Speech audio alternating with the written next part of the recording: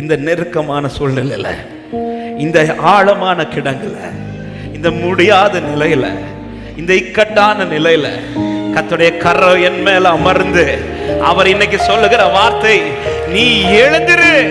இடத்திலே கர்த்தருடைய கரம் என் மேல அமர்ந்து, ஆமே, நான் எந்த இடத்துல இருக்கிறேங்கிறது விஷயம் இல்ல, என் மேல எந்த கரம் வந்து அமர்ந்து இருந்த விஷயம். ஆமே, அவனை போல கிடந்த வாலிபனை கர்த்தர் கைப்பிடித்து தூக்கி எழுப்பிவிட கர்த்தரால கூடுமானா? நான் எப்படி இருக்கிறேனோ இவ்விடத்திலிருந்து கர்த்தருடைய கரம் என்னை தூக்கி எழும்ப பண்ணும்னு விசுவாசிக்கிறவங்க என்ற இடத்துல நீங்க இன்னைக்கு எந்த இடத்துல உட்கார்ந்து இருக்கிறீங்களோ, எப்படிப்பட்ட சூழல்ல இருக்கிறீங்களோ, எப்படிப்பட்ட காரியத்தை சந்தித்து கொண்டிருக்கிறீர்களோ, எந்தெந்த காரியங்களிலிருந்து எழும்ப முடியாமல் இருந்து கர்த்தருடைய கரம், இதுல இருந்து உன்னால எழும்ப முடியுமா? எஸ். எப்படி எழும்புவ?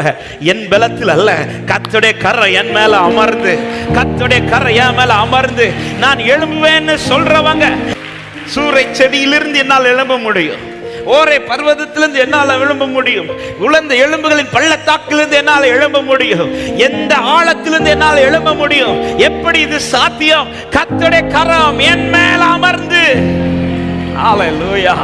கர்த்தருடைய கரம் அமர்ந்தது. ஆமென். எசேக்கியேல் சொல்லுகிறார் 23 அப்பொழுது, ஆமென், இந்த மகிமையை பார்க்கிறதுக்கு முன்னாடி ஒரு இடத்துல உட்கார வச்சிருக்கிறார். அவ்விடத்திலிருந்து இப்ப எங்க கொண்டு வந்து விடுறாருன்னா மகிமையை காணும்படி கொண்டு. அப்ப எத்தனை பேர் நம்புறீங்க? இன்னைக்கு நான் சந்திக்க வைக்கிற ஆண்டவர் சந்திக்க வச்ச இந்த இவ்விடத்திலிருந்து கர்த்தர் இனி எங்க என்ன கொண்டு போக போறார்னா, இக்காலத்து பாடுகள் இனி வரப்போகிற மகிமைக்கு ஒப்பிடத்தக்கவைகள் அல்லவே. ஹல்லேலூயா. ஆமென், ஆமென்.